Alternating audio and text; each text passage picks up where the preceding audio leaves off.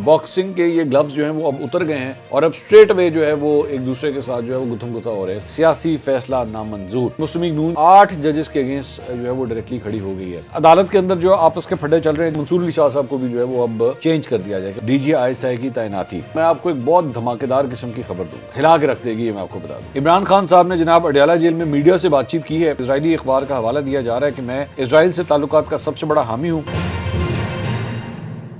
अस्सलाम वालेकुम नाज़रीन, मैं हूं मंसूर अली खान। अपने डेली चैनल के ऊपर आपको खुश आमदीद कहूँगा। नाज़रीन, पिछले 12 घंटे में जो खबरें डेवलप हुई हैं उसको बैठ के तफसील से एनालाइज करेंगे। काफ़ी डेवलपमेंट्स हैं जिनको देखना है, ख़ास तौर पे अदलिया के हवाले से जो है वो हर गुजरते दिन के साथ जो है वो मामलात और हालात जो हैं वो काफ़ी ज़्यादा ख़राब होते जा रहे हैं। बाय द वे, मैं आपको सिर्फ एक बात बता दूं कि मेरे पास एक बड़ी इंपॉर्टेंट खबर है और वो ये है कि मैं इस वक्त ब्रसल्स के अंदर मौजूद हूँ, बेल्जियम के अंदर, जहाँ पे यूरोपियन यूनियन का हेडक्वार्टर्स है। और मैं यहाँ पे यूरोपियन यूनियन के जो है वो मुख्तलिफ ऑफिशियल से मेरी मुलाकातें हो रही हैं। उनसे पाकिस्तान के हवाले से जो है वो क्या सोचते हैं, पाकिस्तान के हवाले से उनकी क्या राय है।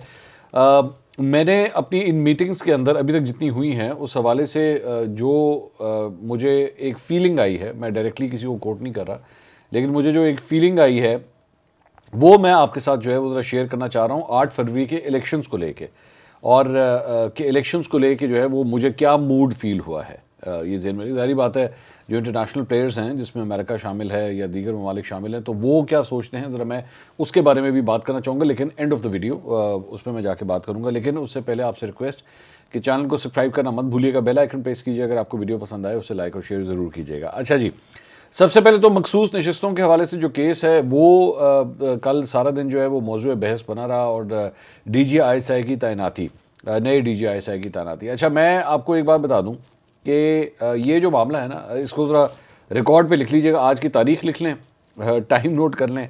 आज मैं आपको एक बात कहने जा रहा हूँ और मैं normally I don't do this, तो इसलिए मैं सिर्फ आपको एक हिंट देने लगा हूँ। ये जो अभी पिछली खबर मैंने आपसे कही है ना, DGI की तैनाती, अब ज़ाहिर बात है एक टेन्योर ख़त्म हो रहा है और एक नया टेन्योर जो है शुरू हो रहा है। जो टेन्योर ख़त्म हो रहा है, गौर से मेरी बात सुनिएगा, जो टेन्योर ख़त्म हो रहा है इस हवाले से एक दिन आएगा मैं आपको एक बहुत धमाकेदार किस्म की खबर दूंगा। ज़ाहिर बात है अब आपका अगला सवाल होगा, भाई अभी क्यों नहीं? नहीं, अभी हालात नहीं हैं, अभी मौका नहीं है कि वो खबर जो है वो दी जाए। लेकिन जिस दिन वो खबर आएगी हिला के रख देगी, ये मैं आपको बता दूं, ये मैं आपको बता दूं, और सबूतों के साथ, सबूतों के साथ। बस मैं इतनी बात करूंगा, लेकिन वक्त आने पे, अभी नहीं, वक्त आने पे बस मैं इससे ज़्यादा बात नहीं करूंगा, वरना आपको पता लग जाएगा, मैं मजीद इस पर बात नहीं करूंगा। तो एक वक्त आएगा, बस मैंने आपसे इतना कह दिया, ये आज की तारीख नोट कर लीजिए, वक्त नोट कर लीजिए। मंसूर अली खान ने, मैं I don't do this, you know that, मैं कभी भी इस तरह की बातें नहीं करता कि मैं आपको एक जो है ना वो टीज़र दे दूं या वार्निंग शॉट दे दूं या मैं कह दूं कि जनाब बस याद रखिएगा। तो मेरी ये बात आज याद रखिएगा, ये बड़ी ही एक्सक्लूसिव खबर होगी और बहुत धमाकेदार किस्म की खबर होगी, बस ये ज़हन में रखिएगा, ठीक है? एक दिन ज़रूर दूंगा मैं। हो सकता है वो एक दिन महीने में आ जाए, 6 महीने में आ जाए, साल में आ जाए, मुझे नहीं पता, आई डोंट नो। लेकिन जिस दिन मैं ये हालात समझूंगा कि अब ऐसे हो गए हैं तो उस दिन ये खबर ज़रूर दूंगा और एक्सक्लूसिवली दूंगा। ये भी मैं आपको बता दूं, डंके की चोट पे कह रहा हूं कि पूरे पाकिस्तान में किसी के पास ये खबर ना अभी है और ना होगी, ये चले मैं ये भी आपको बता रहा हूं।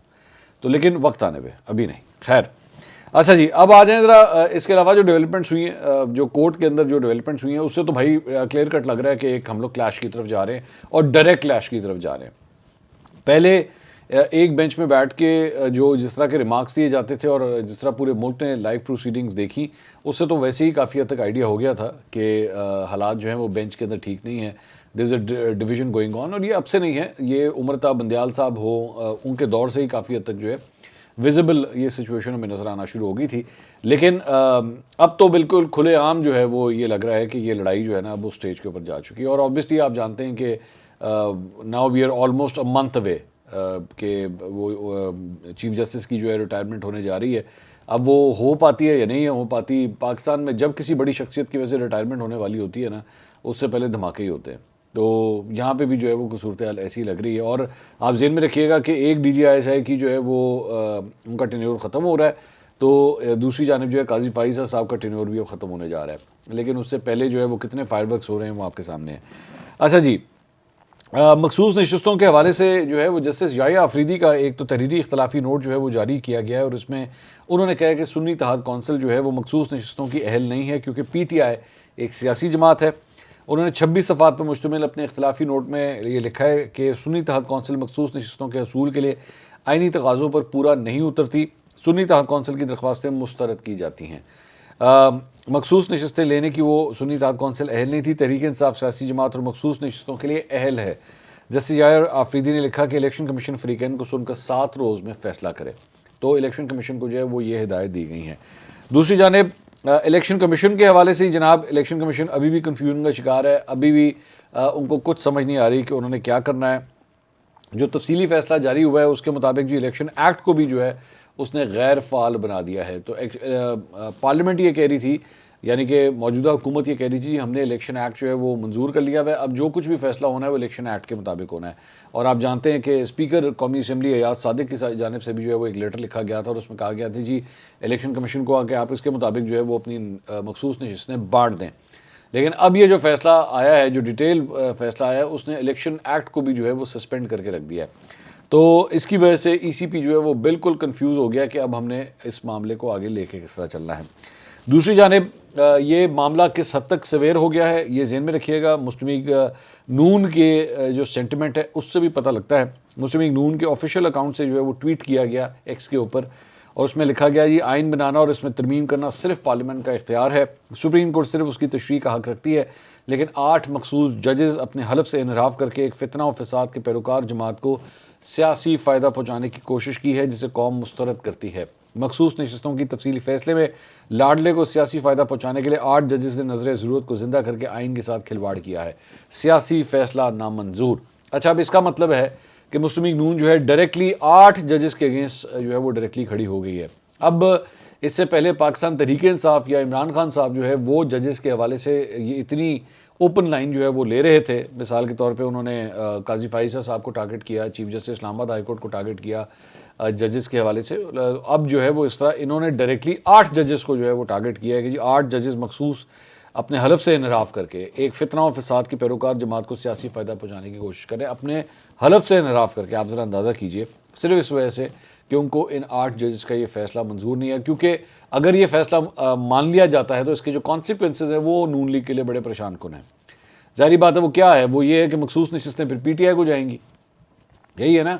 और अगर वो उधर चली गई तो नंबर गेम सारी पलट जाएगी। नंबर गेम अगर उलट गई तो जो आइनी तरमीम करनी है वो हम किस तरह करेंगे। अगर आइनी तरमीम हम ना कर सके तो चीफ जस्टिस के हवाले से जिस तरह उनको आइनी कोर्ट के अंदर जो है वो कॉन्स्टिट्यूशनल कोर्ट के अंदर फिट करना था वो नहीं होगा। और अगर वो ना हुआ तो 8 फरवरी की फ़ाइल भी खुलेगी, और उसके बाद आगे चल के जो मिलिट्री कोर्ट्स का मामला है, आइनी मामला हैं, वो सारे फंस जाएंगे, वो बॉटल नेक में फंस जाएंगे। तो इस वजह से मुस्लिम लीग नून जो है इतना सवेर रिएक्शन जो है वो शो कर रही है। लेकिन ये ज़हन में रखिएगा कि नून लीग इससे पहले वो 5 जजेस, आपको याद है ना वो 5 जजेस, वो जो पनामा का मामला आया था, ये नून लीग इसको it's trying to convert this into that same momentum कि जनाब वो हमारे साथ पहले जो है वो 5 जजेस ने हमारे साथ नाइंसाफ़ी की थी, अब ये देखें अब ये 5 से बढ़ के 8 हो गए हैं। बेसिकली कहानी वही है ना। लेकिन फ़र्क ये था कि उस वक्त जो है वो उस वक्त के चीफ जस्टिस को भी डायरेक्टली हिट करते थे, साकिब निसार साहब को, और अब जो है अब तो अपने चीफ जस्टिस, अपने से मुराद के मतलब काजी फाइज़ साहब, अपने नहीं कहना चाहिए, काजी फाइज़ साहब जो है वो उनके होते हुए 8 जजेस जो है वो नहीं समझ आए और 8 जजेस ने उन्हीं के खिलाफ फैसला दे दिया। तो नून लीग की फ्रस्ट्रेशन जो है आपको इससे भी नज़र आती है। आज़म नज़ीर तारड़ साहब ने कल प्रेस कॉन्फ्रेंस की, कहते हैं जी पार्लियामान की कानून साजी सुप्रीम कोर्ट के फैसलों से बारातर है, आज़ाद उम्मीदवारों की किसी जमात में शमूलियत का अमल नाकाबिले वापसी है। अदालती फैसले के बारे में वाज़ेह मौक़िफ़ नहीं है, राय दी जा सकती है। कानून साजी पार्लियामान का हक है और बतौर कानून के तालिब इल्म मेरे सामने फैसले में कुछ नई चीज़ें हैं। नज़रसानी अपील बिल्कुल गैर मौसर नहीं हुई, सियासी जमातों की नज़रसानी की दरख्वास्तें पड़ी हुई हैं। कानून बहुत वाज़ेह है कि आज़ाद उम्मीदवार को 3 दिन में पार्टी में शमूलियत इख्तियार करना है। मेरी नज़र में एक कन्फ्यूजन है जो नज़रसानी अपील में क्लियर होगी। पेशावर हाई कोर्ट ने 5 सिफर की अक्सरियत से इलेक्शन कमीशन का फैसला बरकरार रखा। PTI election commission, Peshawar high court और ना ही सुप्रीम कोर्ट में फरीक थी। इलेक्शन कमीशन एक आइनी इदारा है, आज़ाद उम्मीदवार की किसी जमात में शमूलियत के बाद वफादारी तब्दील नहीं हो सकती। तफसीली फैसले में ये बात नहीं है कि सीटें किस तरह तकसीम होंगी। फुल कोर्ट ने कहा कानून साजी पार्लियामान का इस्तेहकाक है। तकलीफ हुई कि इख्तलाफी नोट देने वाले जजेस के बारे में सख्ती से लिखा गया। सारे जज जो है वो साहिबान मोहतरम है। पार्लियामेंट ने हालिया कानून साजी की जिसका अदालती फैसले में जिक्र नहीं। इलेक्शन कमीशन ने अदालती अहकाम के बावजूद ताहाल नोटिफिकेशन जारी नहीं किया। तो वो जो मैं अभी थोड़ी देर पहले रिएक्शन की बात कर रहा था वो आजम जदीद ताड़ा साहब की प्रेस कॉन्फ्रेंस में भी काफ़ी हद तक क्लियर नज़र आता है। अच्छा, अब आ जाएं अदालत के अंदर जो आपस के फड्डे चल रहे हैं। जस्टिस मंसूर अली शाह साहब जनाब, उन्होंने तरमीमी ऑर्डिनेंस के ऊपर जो है तहफ़्फ़ुज़ात का इज़हार किया है और उन्होंने प्रैक्टिस एंड प्रोसीजर कमेटी के इजलास में शिरकत किए बगैर ही जो है वो चले गए। उन्होंने शिरकत करने से इनकार कर दिया और इस कमेटी के अंदर जो है वो चीफ जस्टिस काजी फाइसा और जस्टिस अमीनुद्दीन जो है वो शरीक थे, लेकिन मंसूर अली शाह साहब ने जो है इनकार कर दिया। उन्होंने जजेस कमेटी को एक ख़त लिखकर कमेटी में शमूलियत से इनकार की वजह भी जो है वो बयान की है। उन्होंने अपने ख़त में कहा है कि जी supreme court practice and procedure act तरमीमी ऑर्डिनेंस के तहत कायम कमेटी में वो शमूलियत से इनकार करते हैं। प्रैक्टिस एंड प्रोसीजर एक्ट में रद्दबदल या तो फुल कोर्ट बेंच या फुल कोर्ट इजलास के ज़रिए मुमकिन है।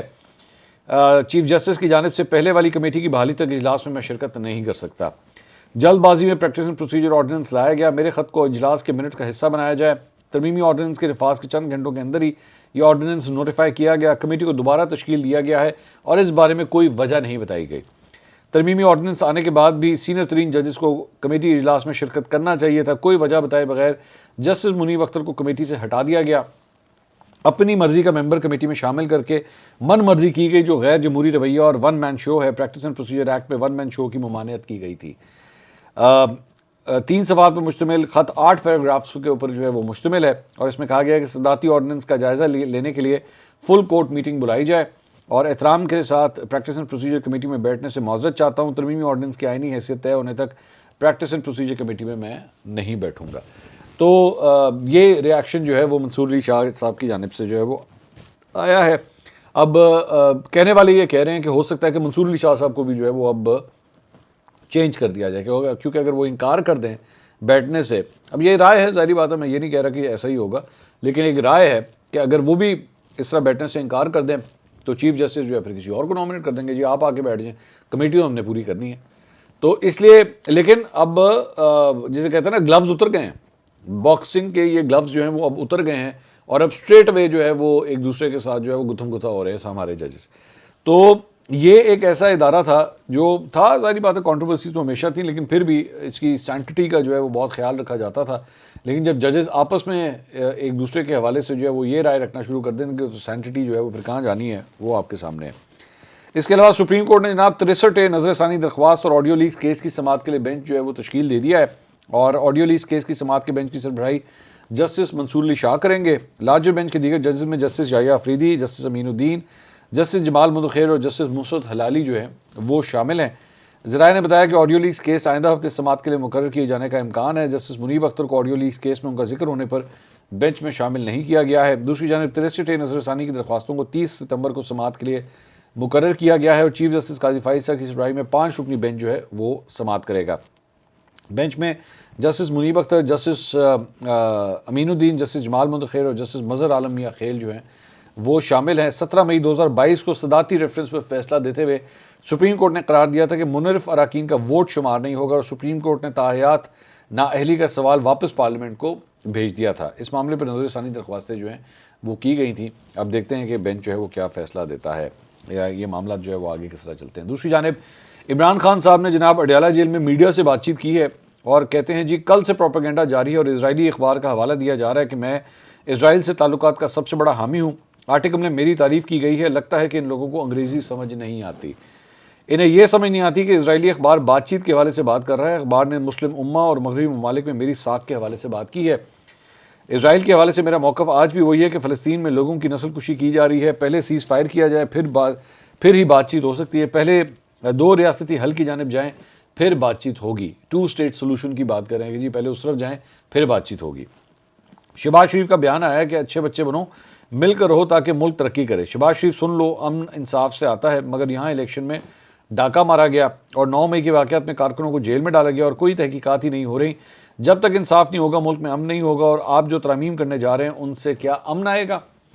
चीफ जस्टिस और चीफ इलेक्शन कमिश्नर अंपायर भी हैं और ओपनर बल्लेबाज भी। थर्ड अंपायर उनकी टीम का कप्तान है, वो पीछे बैठ कर सब चला रहा है और आप उन्हें तौसीह दे रहे हैं। इलेक्शन फ्रॉड ना खुले, 9 मई की CCTV फुटेज सामने ना आए, ये उनको तहफ़्फ़ुज़ दे रहे हैं। थर्ड अंपायर का किरदार यह है कि PTI को मैच ही नहीं खेलने दिया जाए। अंपायर तो इंसाफ करते हैं, याहिया खान ने भी वही किया था जो आज ये कर रहे हैं। ये टोला इलेक्शन फ्रॉड छुपाने के लिए मुआशरे और जमहूरियत की तबाही कर रहा है। आमदन ना बढ़ने से कर्ज बढ़ रहा है, कोई सरमायाकारी को तैयार नहीं, लोग मुड़ छोड़कर जा रहे हैं। याहिया खान पार्ट 2 की हुकूमत है। पाकिस्तान की तारीख में हमारे जितने जलसे किसी ने नहीं किए। लाहौर में जलसे से एक दिन कबल इजाज़त दी गई और फिर कंटेनर्स लगा दिए गए। हमारे जलसों में लोग पैदल चल कर आते हैं, हम कीमे वाले नान नहीं खिलाते। जलसे से पहले PTI के 5 से लोगों को नजरबंद करने के अहकाम जारी कर दिए गए। गर्मियों का जलसा शाम में होता है और ये कहते हैं कि 6 बजे जलसा ख़त्म कर दो। दाद देता हूँ, तमाम तर रुकावटों के बावजूद जलसा किया गया। लाहौर हाईकोर्ट को बुनियादी हकूक़ की खिलाफ वर्जियाँ नज़र नहीं आती। पार्टी को कह दिया है अगले हफ्ते को हम रावलपिंडी में जलसा करेंगे। पार्टी को कहता हूँ कि जलसे के लिए हाई कोर्ट से रुजू करें, अगर हमें जलसे की इजाज़त ना मिली तो एहतजाज करेंगे। इमरान खान ने खबरदार किया कि ये लोग अदलिया और ख़त्म करके गैर एलानिया मार्शल लॉ लगाना चाहते हैं। ये वो तरामीम करने लगे हैं जो किसी आमिर ने भी नहीं की। हम इन तरामीम के खिलाफ स्ट्रीट मूवमेंट शुरू करेंगे। तो ये खान साहब की जानिब से जो है वो बयान आया है। इसके अलावा जनाब अलीमा खान साहिबा ने गुफ्तगू की है। उन्होंने कहा है कि ये कोशिश कर रहे हैं कि 26 सितंबर से पहले अलकादिर केस में इमरान खान और बुशरा बीबी को सज़ा दे दें, फिर कई महीने अपील में लगे रहेंगे, फिर ये केस ख़त्म होगा तो कोई और केस लगा लेंगे। इमरान खान को उन्होंने जेल से नहीं निकालना।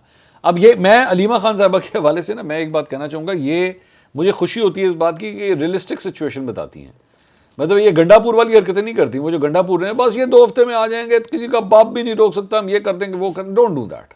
ये अली अमीन गंडापुर नहीं, बल्कि मैं आपको बताऊं कई ऐसे यूट्यूबर्स, और मेरी बात नहीं, ये जुमला गौर से सुनिएगा, गौर से सुनिएगा। अब ये जो मैं अगला जुमला कहने लगा, कई ऐसे यूट्यूबर्स जिनके जो माजी में भी एस्टैब्लिशमेंट के साथ जो है वो लिंक रहे और आज भी हैं प्रो PTI, हैं प्रो PTI, माजी में भी एस्टैब्लिशमेंट के साथ रहे, आज भी ताने बाने वहां से मिलते हैं प्रो PTI, वो इस किस्म की हरकतें करते हैं।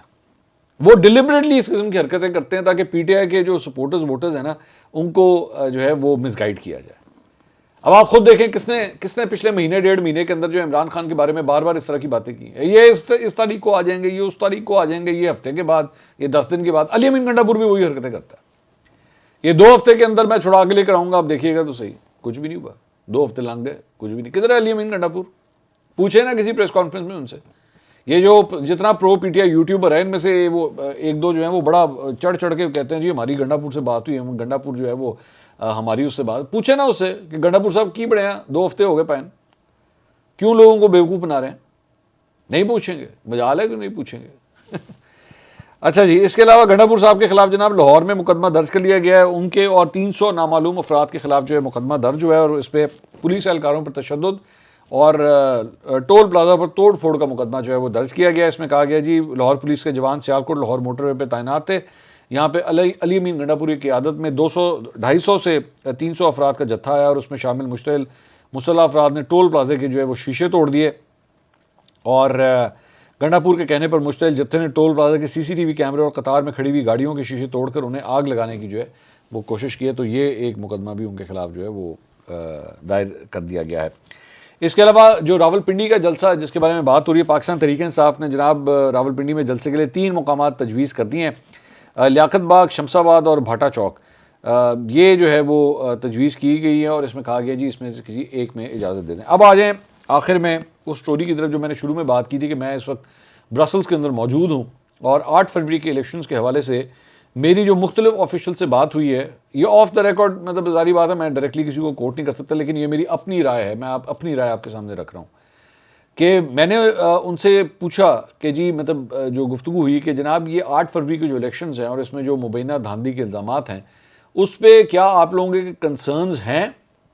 तो उन्होंने कहा जी बिल्कुल हमारे कंसर्न्स हैं और हमने इसका इजहार भी किया है एक रिपोर्ट के मुताबिक। दूसरा मुझे पता लगा कि इन्होंने अपनी इलेक्शंस के हवाले से बाकायदा एक रिपोर्ट जो है वो हुकूमत पाकिस्तान को दी हुई है, जो जिस तरह ये लोग देखते हैं, जिस तरह इनके ऑब्जर्वर्स ने जो है वो पाकिस्तान के उन इलेक्शंस को देखा। अब हुकूमत पाकिस्तान जो है वो रिपोर्ट रिलीज़ नहीं कर रही और जाहिर बात है ये खुद भी इसलिए नहीं कर रहे क्योंकि ये कह रहे हैं कि जी हमने तो जो होस्ट मुल्क था उसको दी है, वो इसको रिलीज़ करें अगर करना है तो। अब ये तो नहीं करेंगे, जाहिर बात है, क्यों नहीं कर रहे? मौजूदा हुकूमत को चाहिए ना उसको रिलीज़ करे, पता तो लगे कि यूरोपियन यूनियन उसको किस तरह देखता है। एक बात। दूसरा, मैंने पूछा कि जी जो मुख्तलिफ लोगों से जो मुझे पता लगा है और जो मेरी राय है वो ये है कि पाकिस्तान तहरीक-ए-इंसाफ जो है वो उसने अमेरिका को टच किया, उसने बरतानिया को भी टच किया, वहाँ पे भी एक्टिविटीज़ हुई कि 8 फरवरी के इलेक्शंस को लेके। लेकिन मैं हैरान हो गया हूँ कि यूरोपियन यूनियन से पाकिस्तान तहरीक-ए-इंसाफ ने अब तक कोई ऑफिशियल कॉरेस्पॉन्डेंस नहीं की हुई, कोई ऑफिशियल कंप्लेंट नहीं की हुई, इनसे किसी किस्म का कोई राब्ता नहीं है। अब मैं हैरान इस बात के ऊपर हूँ कि भाई वो आप ठीक है, अमेरिका भी एक सुपर पावर है, बिल्कुल, बरतानिया भी एक सुपर पावर है, लेकिन यूरोपियन यूनियन 27 मुल्क है भाई, 27 मुल्कों का गठ है। तो इन लोगों से अभी तक जो है हैरान हुआ कि मैं पाकिस्तान तहरीक-ए-इंसाफ के किसी भी रहनुमा ने, इनकी मुलाकातें वगैरह होती रहती हैं इस्लामाबाद में जो है वो, ज़ाहिर बात है मुलाकातें होती हैं, लेकिन ऑफिशियली किसी किस्म का कोई कॉरेस्पॉन्डेंस जो है वो अब तक यूरोपियन यूनियन के साथ नहीं हुई हुई। ये मैं आपको बिल्कुल ऑथेंटिक खबर दे रहा हूँ। तो आई वॉज सरप्राइज। और वो उन्होंने कहा जी बस ज़ाहिर बात है, हमने तो जितना हमने करना तो हमने कर दिया, हमने रिपोर्ट बनानी थी, रिपोर्ट बना के हमने दे दी। और 8 फरवरी के इलेक्शन जिस तरह हुए हैं, हाँ हमारे कंसर्न्स हैं, लेकिन पाकिस्तान तहरीक-ए-इंसाफ ने हमसे किसी किस्म का कोई रब्ता नहीं किया। अगली वीडियो में आपसे दोबारा मुलाकात होगी। अल्लाह हाफ़िज़।